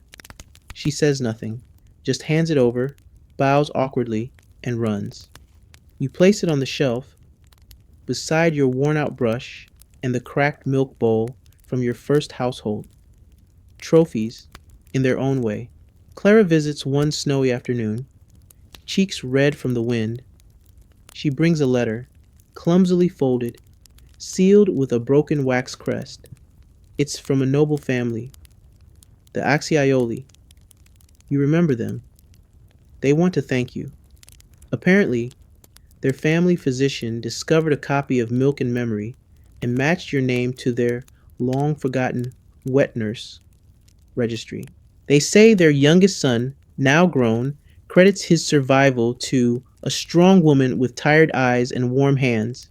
You stare at the words for a long time, not because they're flowery, but because they're yours. Finally, later you light a candle and open the scroll again. 37 names, plus 6 new additions from the village. You add a line beneath. They remembered. Historians today still argue whether wet nurses truly shaped the children they nursed. Some believe a mother's bond is irreplaceable. Others argue that daily closeness, milk, and lullabies forge deeper ties than birth itself. You know the truth sits somewhere between theory and heartbeat. The child may forget your face, but your milk shaped their bones. Your rhythm shaped their sleep. Your breath taught them how to breathe. And that's a legacy deeper than any footnote. The snow stays longer than usual that year, blanketing rooftops and silencing the world like a thick wool cloak. Your joints creak like old floorboards, but the ache has softened into something almost familiar. Pain as a companion. Not pleasant, but predictable. You sit by the hearth with a quilt on your lap, tea cooling in your hand, and that same quiet book, Milk and Memory, resting open beside you. The ink has faded on the early pages. The handwriting changes by chapter. In some entries you were young and defiant. In others, weary and wise. Now you just write slowly, a line or two per day. Sometimes less. You've added a new section. What I wish I'd known. It's part advice, part confession, and part whisper to the girls who will follow you. Things like, you'll always love at least one child more than the others. That's okay. You're not made of stone. The body will lie to you. It will say, you can't do this again. It's bluffing. But someday it won't be. Believe it then. When someone calls you just a nurse, remember, you're milk-fed kings. Clara reads it and chuckles. You should title this chapter, How Not to Go Mad. She isn't wrong. One day, A traveling midwife stops at your door. She's lean weathered and missing a thumb. She's heard of your name in 5 villages. She carries a worn copy of your book, passed from nurse to nurse, each one scribbling margin notes like pilgrims, etching prayers into stone. She asks if she can stay the night. You feed her lentils, patch her boot, and before bed she shares a story. A child nearly died of fever. The mother panicked. The nurse, barely 16, consulted your book, used the fennel compress, the lavender bath, and your note. If nothing else, stay calm. Your heart is borrowed by this child. Keep it steady. The child lived. The nurse cried for an hour. You listen, humbled and strangely hollow, like you've stepped outside yourself and are now watching some distant version of your life ripple across a pond. You ask the midwife to write that story in the margin. She does, then adds her own name, date, and a little star beside it. You realize your book has become something alive, not fixed, not final, a growing, breathing record of the forgotten. Not long after, the local priest visits, not for last rites, thank heavens, just tea. But he brings a question. The convent nearby wants to start a small training for midwives. Would you, perhaps, lend your wisdom? You raise an eyebrow. They want a milkmaid to teach nuns how to catch babies? He grins. They want the truth, and you seem to be full of it. You don't laugh, but it's close. You agree. Not because you want students, but because you want survivors. They arrive a week later. 3 young women in modest cloaks, notebooks clutched like shields. They look at you like you're some kind of oracle. You quickly disabuse them of that notion. You begin with the basics. How to hold a newborn without dropping it. How to swaddle without cutting off circulation. How to tell the difference between a cry for milk and a cry for gas. Then you move into harder truths. How to tell a mother her child has passed. How to survive being blamed.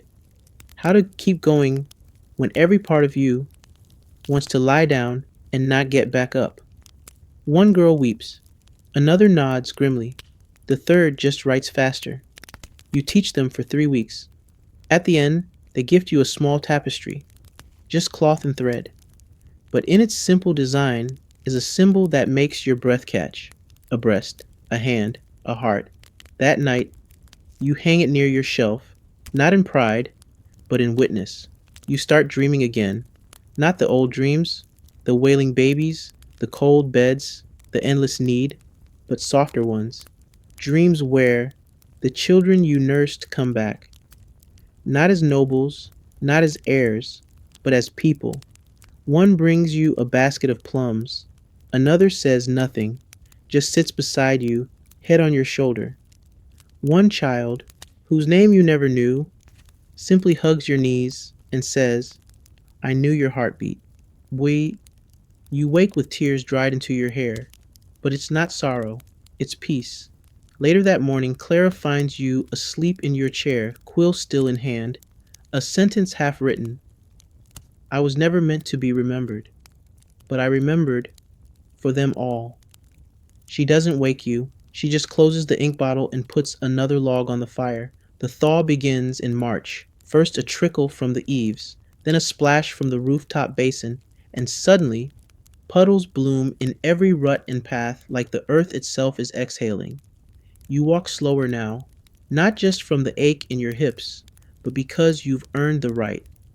Let the young women hurry with their buckets and lists and crises. You've already lived 100 lifetimes, one child at a time. One morning, while pouring tea, your hand trembles slightly. Not enough to drop the cup, just enough to notice. You look at your fingers. The skin thinner, the veins a little more visible. And then you look across the table at Clara, who's watching you with that same tight smile she always wears when pretending not to worry. You sigh and wave her off. I'm not glass. She grins. No, you're brick. but even bricks weather eventually. She's not wrong. You haven't nursed in months, haven't tried, haven't needed to. The world now comes to you for something else, memory. You've become the village's quiet oracle, not of prophecy, but of how things used to be done when babies still cried under your arm and not someone else's. You know which herbs to steep for teething, which poultices soothe a swollen ankle. You even know the exact temperature of a feverish child's forehead, the three blink burn, as you call it. There's no title for what you are now, not midwife, not nurse, not quite teacher. So people just call you Nonna, whether they're kin or not. The scholar from Siena writes again. This time, he says the university is compiling a collection of first-hand accounts of maternal labor. They want to include your story, not just a few quotes, but the full book. He asks for a written blessing. You chuckle when you read that word, as if you've ever been asked to bless anything, but you write back. You give permission. You even add a note. If you publish this, keep the jokes. Women deserve to laugh too. You don't tell anyone. Until a month later, when a young priest arrives with a parcel wrapped in linen, he hands it to you without ceremony. For you, he says, from Siena. Inside, the book, bound in leather, gilded letters, milk and memory. Your name underneath, not a footnote, not an alias. Your full birth name, Elena Di Giacomo, wet nurse, author. You run your fingers across the letters like they might disappear. Clara screams when she sees it. Then she cries. Then she demands a second copy to display on the shelf. The fancy ones for libraries, she declares. We need one we can spill soup on. Word spreads.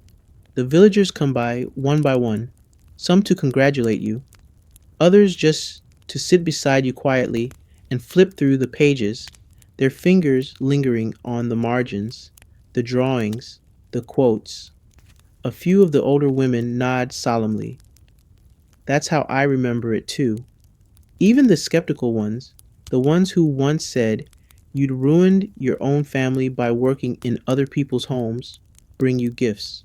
A cake, a jar of olives, a small candle carved with a tiny baby in swaddling.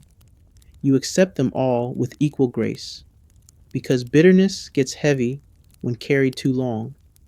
You begin giving short talks once a month. Nothing grand, just gentle gatherings around the hearth where you tell stories from your years as a nurse. You keep it light. You make them laugh. Like the time a noblewoman demanded you feed her baby and her dog, and you nearly did both.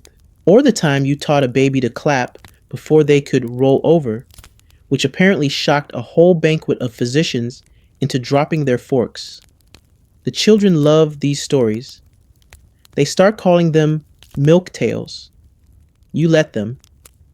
It sounds better than oral history, recitation in the minor civic tradition. Evenings become something sacred. You light a candle. You read from the book. You fall asleep with a warm stone at your feet and the sound of Clara's soft footsteps in the next room. Sometimes you wake before dawn and watch the sky change, and that's when it hits you. You are no longer the one who goes where she is needed. You are the place people come to. One morning, a letter arrives from a girl you helped years ago. She's married now, with 2 children. She enclosed a drawing made by her eldest, of a woman with white hair, holding a baby with hearts floating overhead. The note says, "She said that's you, the lady who made me a mama." You pin it to the wall. No medals, no portraits. Just a crayon scribble and a heart full of something that feels suspiciously like joy. You don't say it aloud, but you think, this might be enough. The days grow longer, not just with sunlight, but with company.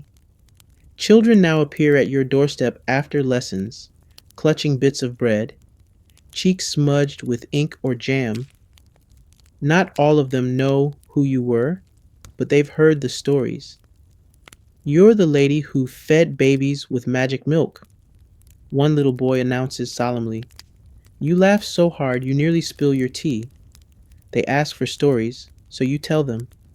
Not just the quiet, touching ones, the absurd ones, too, like the time you had to nurse a baby on a gondola in Venice while the boatman sang a serenade that was definitely meant for someone else, or the twin infants who used to burp in perfect unison, then start crying if they didn't match. They especially love the story of the chicken. You explain that once, in a remote village, you had to share a room with a very territorial hen. It would peck your ankles every time you sang a lullaby. You named it Donna Beatrice, the chicken, not the baby. Even now, they giggle every time you say Beatrice. You didn't set out to become a storyteller, but it's easier than explaining how your milk carried life into small breakable bodies and then vanished without a trace. The truth is, most people can only digest history when it's wrapped in laughter. You're fine with that. Clara helps organize a gathering, a festival, sort of. They call it Day of the Women Who Fed Us. You're mortified, of course, but you let them hang a garland on your door and cook your favorite stew. There's music, dancing. Someone even writes a play about a village woman who secretly nurses a prince. It's terrible, and it's perfect.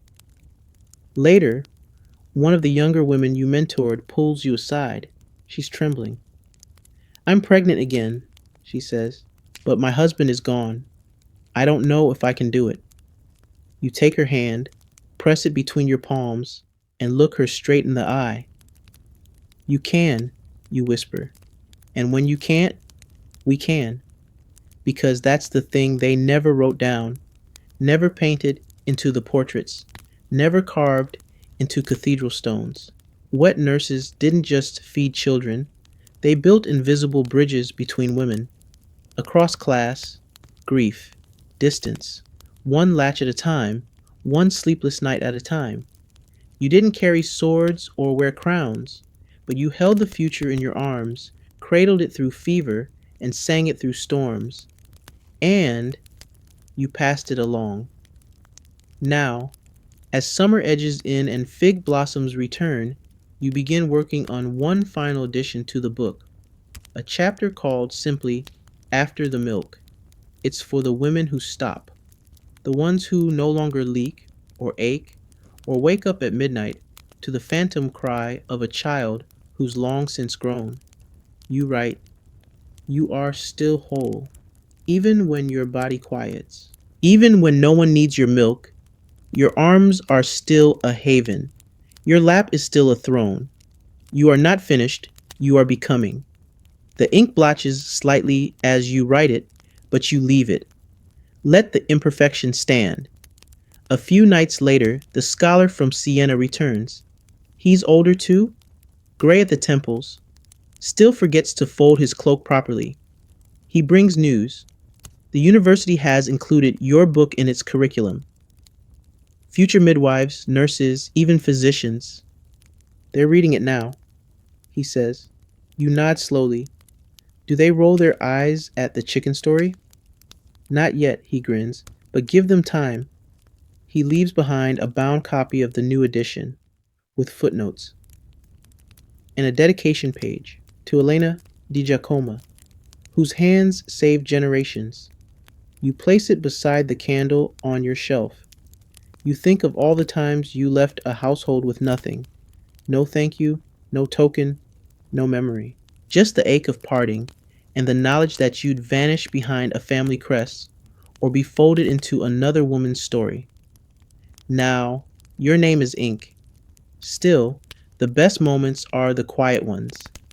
Like when Clara brings you a pie just because, or when one of the girls you trained stops mid-sentence to cradle her child with the exact motion you taught her, or when the wind smells like fennel and firewood, and for one heartbeat, you're back in some marble nursery with a baby snoring gently on your collarbone.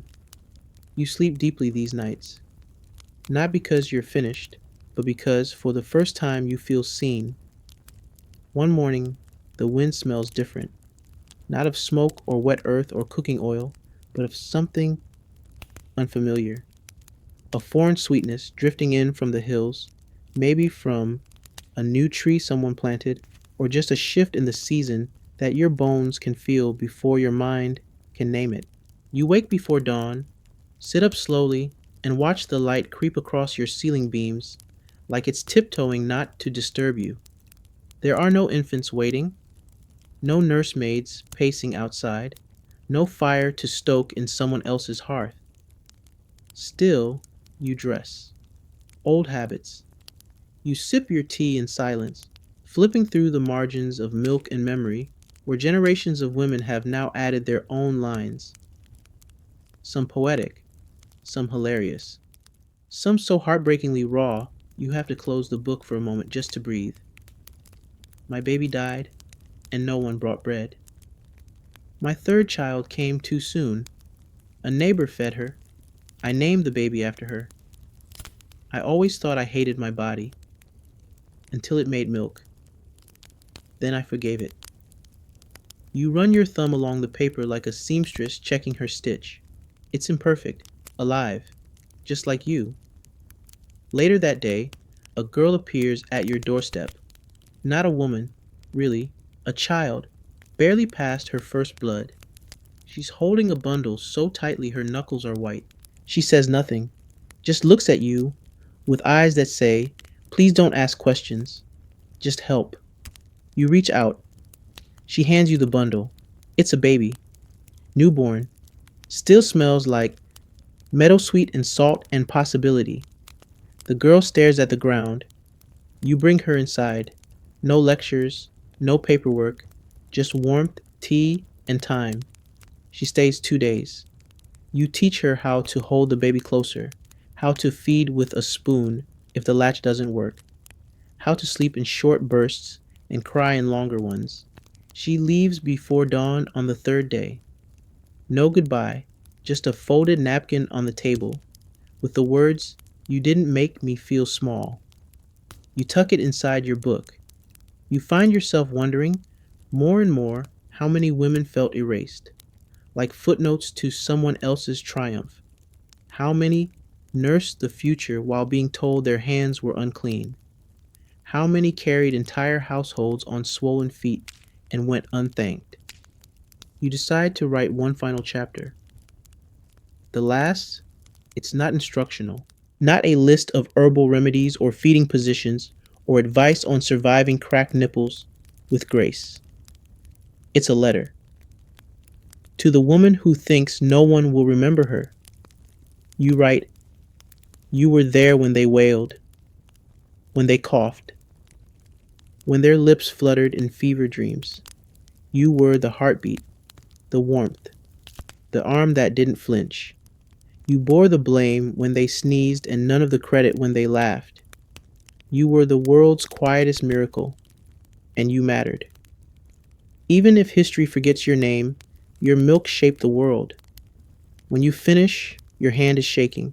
You close the book, place it on the shelf, and breathe. Clara arrives in the afternoon with bread. She doesn't ask why your eyes are red. She just sits beside you and butters a piece for each of you, humming that same off-key lullaby she swears works better than poppies. You tell her about the girl. She nods. There'll always be another. And she's right. Because while the Renaissance may be gone, while noble estates have crumbled and marble halls now house pigeons, the need for comfort, for milk, for memory, never leaves us. You may be one woman, but you have carried hundreds. And now, at last, they carry you. Later that night, when the wind rustles your curtains and the candle gutters low, you hear something. Not crying, not footsteps, just a soft, steady sound. Like the pages of your book turning themselves, you smile and sleep. The next spring, a girl arrives with a mule. Not a child, not really a woman either. She's somewhere in between, with dirt under her nails and resolve behind her eyes. She's carrying a bundle slung against her chest, and the mule, naturally, is chewing on your parsley. She introduces herself as just Rosa, and the baby as maybe Paolo. His mother died, my cousin. I took him, she says. They said you'd know what to do. You always do. You bring her inside, feed her lentils and water. Let her talk about the sudden birth, the confusion, the midwife who never showed, the aunt who said she'd be cursed for nursing a child that wasn't hers. You don't interrupt.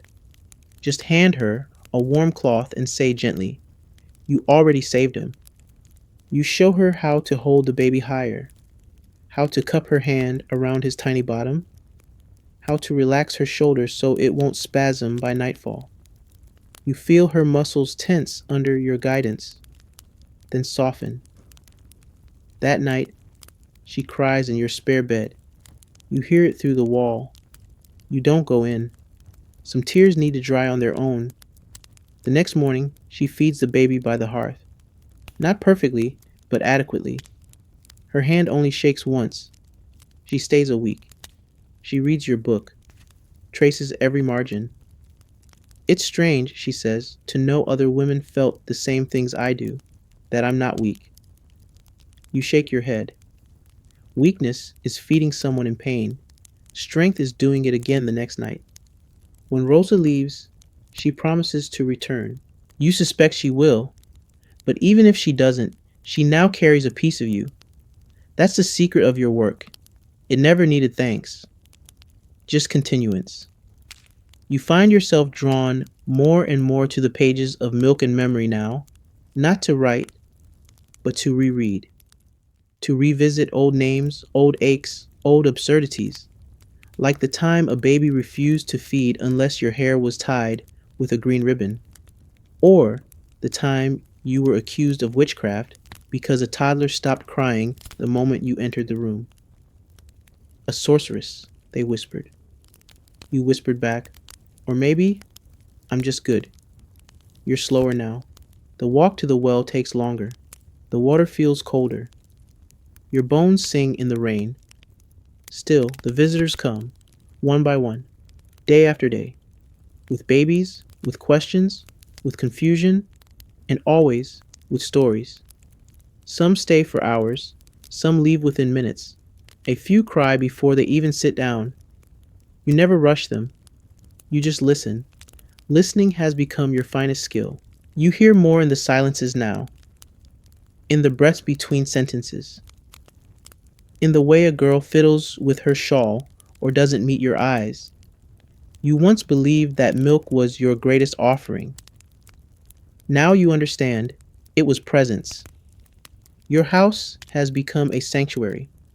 No crosses on the walls, no gold, just a shelf of herbal jars, a hearth with a dozen different teapots, and a growing line of shoes left at the door by women who need something more than just advice. They need space, safety, solid ground. You are that ground. You sometimes wonder what your own mother would think of all this.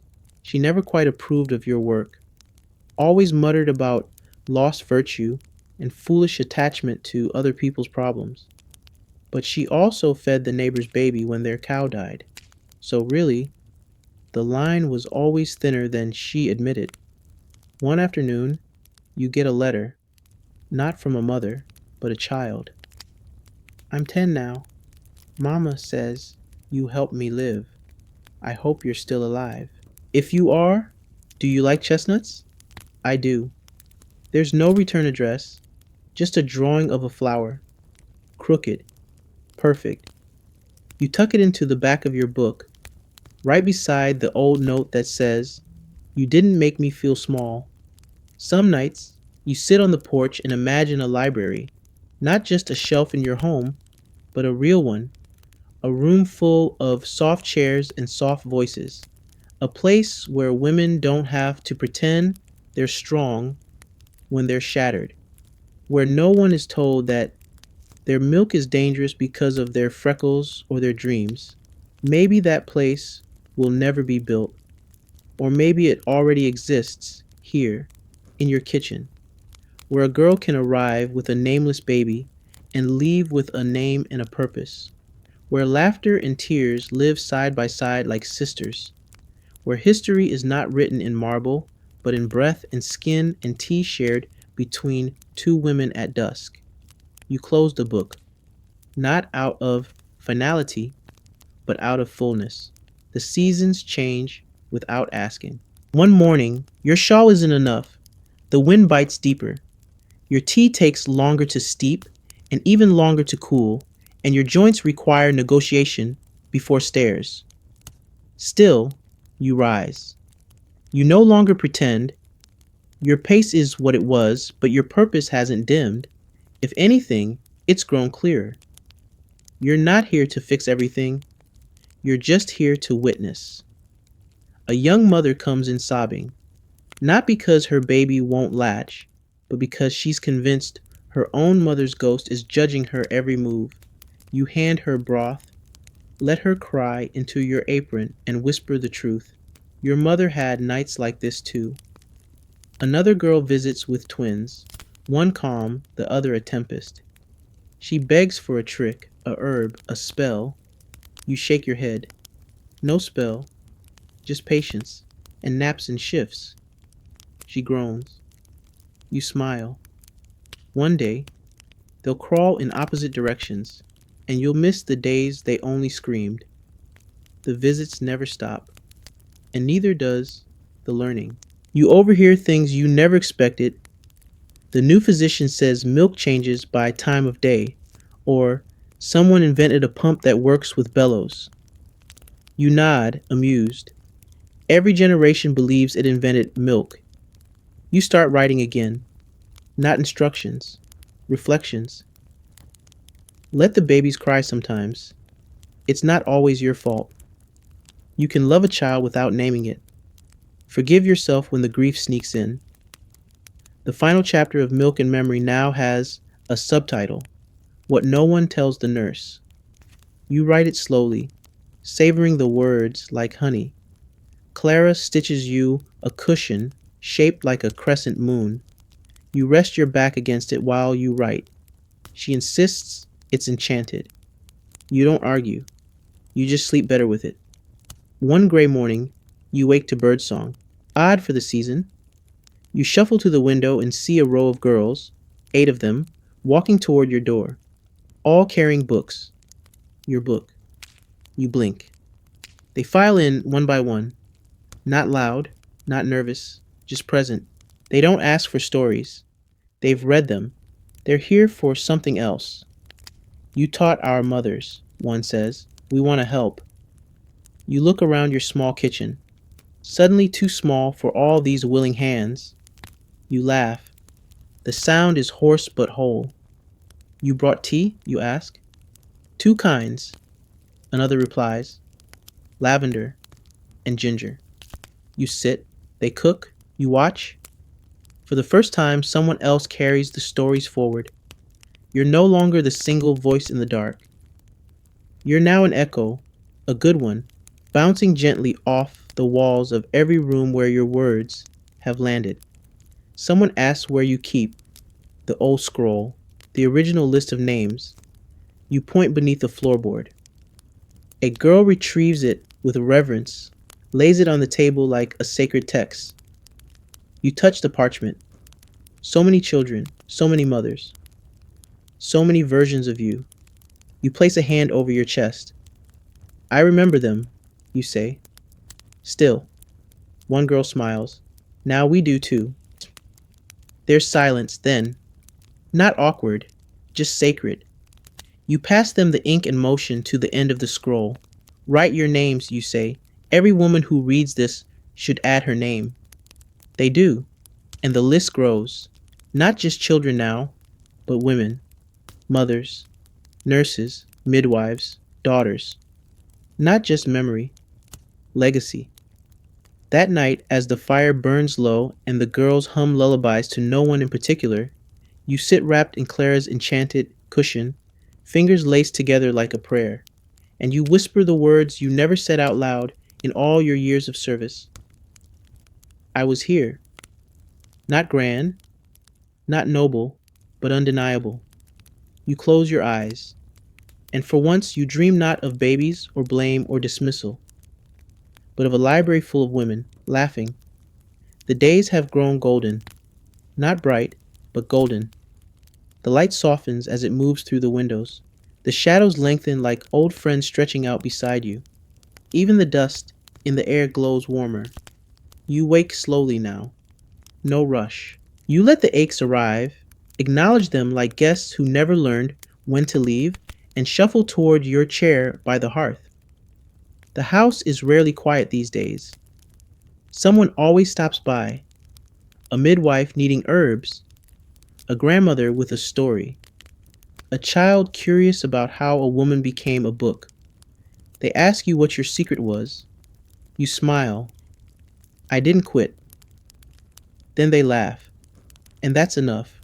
You think sometimes about all the moments you nearly broke, the nights you wept into your own collar, the mornings you doubted your worth, the households that dismissed you, the babies who forgot you, but you also remember the weight of a newborn resting soft and warm against your chest. The first latch, the rhythmic pull, the small unspoken promise that passed between your body and theirs. I've got you. You remember. You remember everything. Your scroll of names is full now. So full, the parchment curls at the edges like it's tired too. The ink has faded in places, smudged in others. But every line is a life. Every name, a pulse. You never got a monument. But you did get something better. You got continuity. Clara's daughter now runs the home visits. She carries your book like a priest carries scripture, reads from it before sleep, adds new entries. Last week she brought you a child. This one's for you, she said. The baby's mother, too ill to feed, too proud to ask, finally agreed. You held the child, not to nurse but to comfort, the way your arms still knew, even if your body no longer could. The baby stared at you, unblinking, then smiled. You whispered a lullaby you hadn't sung in decades. Your voice cracked, but the rhythm was still there. Later, after they'd gone, you added one last line to the scroll. Even when the milk is gone, the memory remains. You sit now, wrapped in your quilt, the one stitched with scenes from all your stories. A chicken embroidered near the hem, a fig tree branching across the back, tiny stitched hands reaching for a heart. A knock at the door. It's a girl with wide eyes and a baby too small for its blanket. She doesn't say a word, just looks at you like she's heard the stories and can't quite believe they're true. You smile, wave her in, offer tea. You may not nurse anymore, but you will always make space. Because this sacred quiet act of showing up for someone, that never runs dry. And now, you let the light grow dim. The fire flickers low, casting warm, wobbly shadows across the walls of your quiet kitchen. The kettle hums on the stove, not boiling, just gently sighing, like even it knows the day is ready to rest. You reach for your cup slowly, fingers wrapped around the handle like it might drift away. The tea is just the right temperature, earthy, familiar, a little sweet. Outside, someone is humming. Not for show, just habit. Maybe a lullaby. Maybe a memory. You lean back. The cushion beneath you has molded to your shape after all these years. You could almost float in it. The quilt on your knees holds the day's warmth. You adjust it just slightly, tucking the embroidered fig leaf under your fingers. You close your eyes, not to sleep, just to listen, to the rustle of paper, to the whisper of a candle drawing its last breath, to the hush of time, uncoiling around you like thread, slipping gently from a spindle. You are not afraid. You are not alone. You are not forgotten. You are simply at rest. A vessel emptied with grace. A story well told. A name that will find its way into someone else's lullaby. So now, let your shoulders sink. Let your breath deepen. Let your eyes flutter shut with the softness of silk. You've done enough. You are enough. And in this stillness, you are held. Good night.